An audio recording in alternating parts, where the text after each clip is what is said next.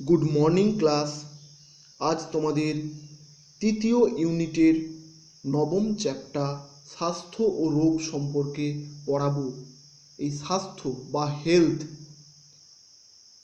একটা সম্পদ, তাই তো বলা হয় হেলথ ইজ ওয়েলথ।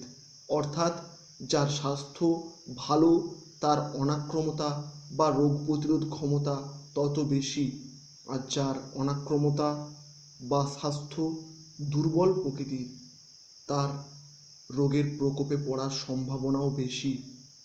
এই অনাক্রমতা বা ইমিউনিটি হলো বহিরাগত বিভিন্ন ধরনের রোগ জীবাণু বা ক্ষতিকারক পদার্থকে প্রতিহত করার জন্য দেহে যে রোগ প্রতিরোধ ক্ষমতা গড়ে ওঠে তাকেই আমরা বলি অনাক্রমতা। আর বিজ্ঞানের যে শাখায় এই অনাক্রমতা সম্পর্কে পড়ানো হয় বা আলোচনা করা হয় তাকে আমরা বলি ইমিউনোলজি বা অনাক্রম বিদ্যা। এই অনাক্রমতন্ত্র বেশ কিছু কলাকোষ, অঙ্গ ইত্যাদি নিয়ে গড়ে ওঠে। তার মধ্যে আছে লিম্ফয়েড অঙ্গসমূহ আর অনাক্রমতন্ত্রের কোষসমূহ। এই লিম্ফয়েড অঙ্গগুলোকে আমরা আবার দুভাগে ভাগ করেছি, কিছু প্রাইমারি আর কিছু সেকেন্ডারি। এই প্রাইমারির মধ্যে আছে অস্থিমজ্জা বা বোন ম্যারো, আর হচ্ছে থাইমাস গ্ল্যান্ড বা থাইমাস গ্রন্থি। এই অস্থিমজ্জা অর্থাৎ যেগুলো আমাদের দীর্ঘ অস্থি, ফিমার, হিউমেরাস, রেডিয়া, এদের কেন্দ্রের যে মজ্জা বা মেডুলারি নালিকা, এইগুলো নিয়ে গঠিত। এই অস্থি মজ্জা থেকে সমস্ত প্রকার রক্তকোষ সৃষ্টি হয়।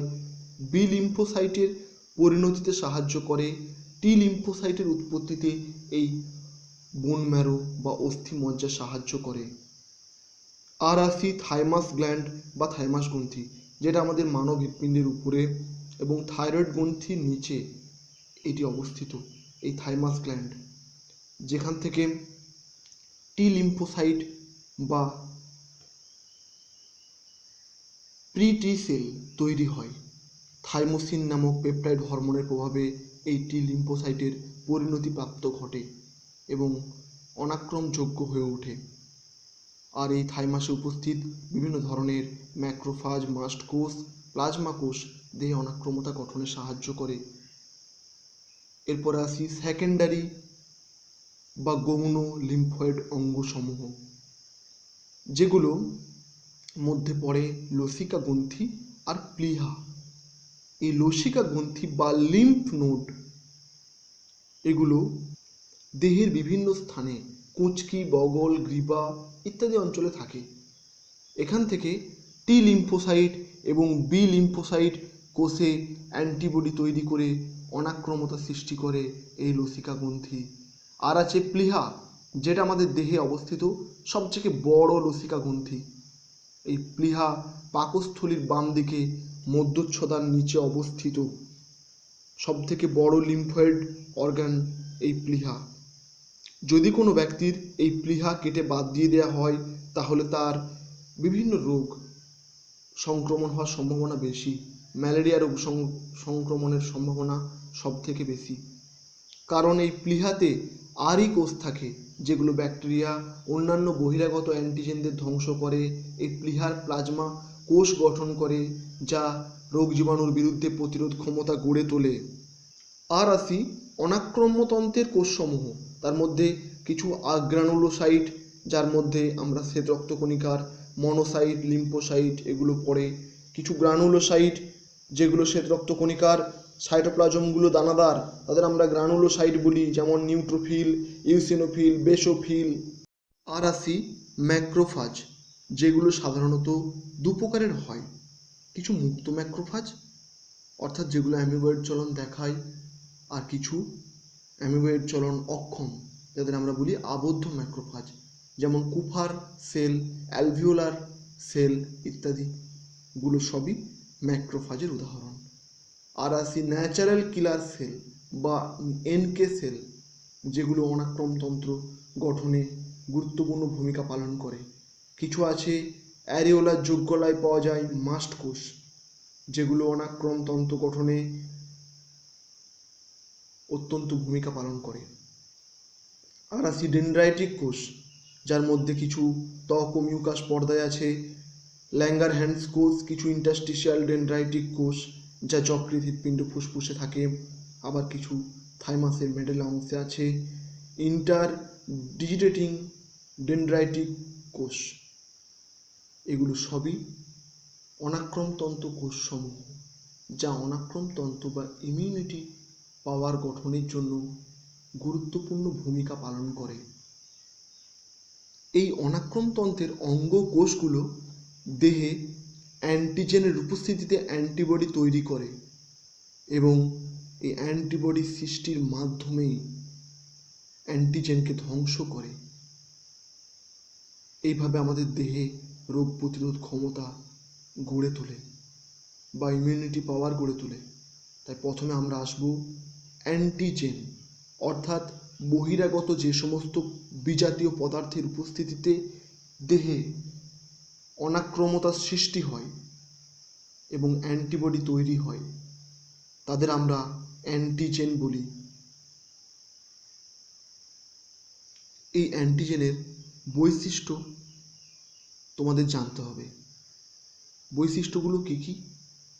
এপিটোপ, অর্থাৎ অ্যান্টিজেনের যে বিশেষ অঞ্চলের সঙ্গে একটি নির্দিষ্ট অ্যান্টিবডি অণু সংযুক্ত হয়ে অ্যান্টিজেন অ্যান্টিবডি কমপ্লেক্স গঠন করে, সেই বিশেষ অঞ্চলটাকে বলা হয় এপিটোপ বা অ্যান্টিজেনিক ডিটারমিনেন্ট। আর বৈশিষ্ট্য প্যারাটোপ, অর্থাৎ একটা অ্যান্টিজেন একটা নির্দিষ্ট অ্যান্টিবডির যে নির্দিষ্ট অঞ্চলের সঙ্গে যুক্ত হয় তাকেই বলা হয় প্যারাটোপ। আর আসি মাল্টিভ্যালেন্ট, অর্থাৎ অ্যান্টিজেনগুলো অনেকগুলো অ্যান্টিজেন ডিটারমিনেন্ট স্থান থাকতে পারে, তখন তাদের বলা হয় মাল্টিভ্যালেন্ট। আর একটা বৈশিষ্ট্য, এই অ্যান্টিজেনের দুটো বিশেষ ক্ষমতা আছে। এক হলো ইমিউনিটি তৈরি বা অনাক্রমতাকরণের সক্ষমতা, আর একটা রিঅ্যাক্টিভিটি বা বিক্রিয়াকরণ ক্ষমতা। এই উভয় ক্ষমতা যে সমস্ত অ্যান্টিজেনের বর্তমান তাদের আমরা বলি কমপ্লিট অ্যান্টিজেন বা সম্পূর্ণ অ্যান্টিজেন। এটি হলো অ্যান্টিজেনের বৈশিষ্ট্য। এরপরে আসবো আমরা অ্যান্টিজেনের ধর্ম। অ্যান্টিজেনের সাধারণভাবে 4টি সুনির্দিষ্ট ধর্ম বর্তমান। প্রথমে আসি ইমিউনোজেনিসিটি, অর্থাৎ অনাক্রমতা তৈরি। বেশ কিছু অ্যান্টিজেনের দেহে অনাক্রমতা তন্ত্রকে উদ্দীপিত করার ক্ষমতা আছে এবং তারা এই অনাক্রমতা সৃষ্টি করতে পারে, যা বিভিন্ন রোগ জীবাণুকে প্রতিহত করে, সংক্রমণকে প্রতিরোধ করে। এই ক্ষমতাকে বলি আমরা ইমিউনোজেনিসিটি। আর ধর্ম অ্যান্টিজেনিসিটি, অর্থাৎ অ্যান্টিজেন মাত্রই দেহের অনাক্রমতন্ত্র উৎপাদিত অ্যান্টিবডির সঙ্গে বাইন্ড করবে, অর্থাৎ বন্ধন সৃষ্টি করবে এবং অ্যান্টিজেন অ্যান্টিবডি কমপ্লেক্স গঠন করবে। এই অ্যান্টিজেনের জোট বাঁধার বা যুক্ত হওয়ার ক্ষমতাকে আমরা বলি অ্যান্টিজেনিসিটি।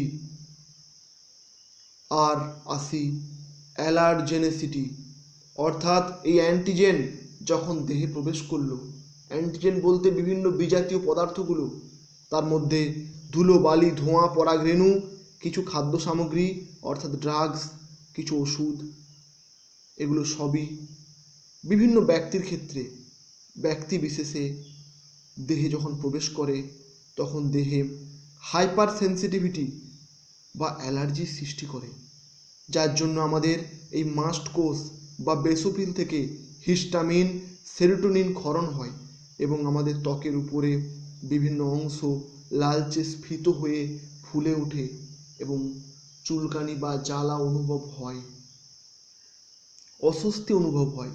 একে আমরা বলি অ্যালার্জি। আর এই অ্যালার্জি বেশিরভাগ অ্যান্টিজেনেরই এই অ্যালার্জি তৈরি করার ক্ষমতা থাকে, তাই একে বলি আমরা অ্যালার্জেনিসিটি। আর 4 নম্বর ধর্ম টোলেরোজেনিসিটি, অর্থাৎ অ্যান্টিজেন মাত্রই টোলেরোজেন হবে, অর্থাৎ দেহে অনাক্রম্যতন্ত্র সহনীয় হয়ে ওঠার ক্ষমতা থাকবে। এই অনাক্রম্যতন্ত্র গড়ে তোলার ক্ষমতা থাকবে, অর্থাৎ টলারেট করে ঠিক তার বিরুদ্ধে প্রতিরোধ ব্যবস্থা গড়ে তুলবে। একে আমরা বলি টোলেরোজেনিসিটি। এরপরে আসি অ্যান্টিজেনের প্রকারভেদ। অ্যান্টিজেনকে আমরা সাধারণত দুভাগে ভাগ করেছি। কিছু অ্যান্টিজেন দেহের ভিতরে প্রবেশ করে বাইরে থেকে, তাদের আমরা বলি এক্সোজেনাস অ্যান্টিজেন, যেমন ব্যাকটেরিয়া, ভাইরাস, পরাগরেণু, পোলেন গ্রেন, এগুলো আমাদের দেহের অভ্যন্তরে প্রবেশ করে বাইরের পরিবেশ থেকে, এবং এই ধরনের অ্যান্টিজেনগুলোকে আমরা বলি এক্সোজেনাস। এক্সো মানেই হলো বাইরে। আর কিছু অ্যান্টিজেন যা দেহের অভ্যন্তরে উৎপন্ন হয়, তাদের আমরা বলি এন্ডোজেনাস অ্যান্টিজেন। যেমন বিভিন্ন স্তন্যপায়ী প্রাণীদের হৃৎপিণ্ডে এক ধরনের প্রোটিন বর্তমান, যেটা কার্ডিওলিপিন। এই ধরনের প্রোটিন লিপিড যা এক প্রকারের এন্ডোজেনাস অ্যান্টিজেনের উদাহরণ। আর আসি কিছু অ্যান্টিজেন যারা নিজেরা কোনো অ্যান্টিবডি উৎপন্ন করতে পারে না। সেই রকম অ্যান্টিজেন আরও 2 ধরনের আছে, হ্যাপটেন আর অ্যাডজুভেন্ট। এদের আমরা অ্যান্টিজেন না বলে এদের আমরা বলি সহায়ক অ্যান্টিজেন, হ্যাপটেন আর অ্যাডজুভেন্ট। এই হ্যাপটেন কি? হ্যাপটেন একটা নিম্ন আণবিক ভরসম্পন্ন এক ধরনের ক্ষুদ্র কণা বা অণু, যা নিজে অ্যান্টিবডি তৈরি করতে পারে না, কিন্তু ক্যারিয়ার প্রোটিন বা বাহক প্রোটিনের সঙ্গে সংযুক্ত হয়ে অ্যান্টিবডি তৈরি করতে পারে। এদেরকে আমরা বলি হ্যাপটেন। যেমন উদাহরণ বায়োটিন, এই ধরনের প্রোটিনটা একটা হ্যাপটেনের উদাহরণ। এই হ্যাপটেন যেহেতু বাহক অণুর সঙ্গে যুক্ত হয়ে অ্যান্টিজেন তৈরি করছে, নিজে অ্যান্টিজেন হিসেবে কাজ করে অ্যান্টিবডি তৈরির ক্ষমতা রাখে না, তাই এদের আমরা বলি অসম্পূর্ণ অ্যান্টিজেন। আর আসি অ্যাডজুভেন্ট। এইগুলো বেশ কিছু পদার্থ যা অ্যান্টিজেনের সঙ্গে বা অ্যান্টিজেন ছাড়াই যদি দেহে প্রবেশ করানো হয় এবং অনাক্রমতা বা ইমিউনিটি পাওয়ার বাড়িয়ে দেয়, তাকে আমরা বলবো অ্যাডজুভেন্ট। যেমন প্যারাফিন অয়েল, অ্যালুমিনিয়াম হাইড্রক্সাইড বা অ্যালাম, ইন্টারলিউকিন, এগুলো সবই হলো অ্যাডজুভেন্টের উদাহরণ। এইগুলো আমাদের শরীরে প্রবেশ করলে আমাদের এই ইমিউনিটি পাওয়ারকে বাড়িয়ে দেয়। এইগুলো ম্যাক্রোফাজের সক্রিয়করণ, লিম্ফোসাইটের সক্রিয়করণ, অ্যান্টি টিউমার প্রভৃতি ক্রিয়ার ক্ষেত্রেও এই অনাক্রম সাড়া তীব্রতর করে এই অ্যাডজুভেন্ট। আমরা যদি দেখি যে ভ্যাকসিন বিভিন্ন রোগের ক্ষেত্রে দেওয়া হয়,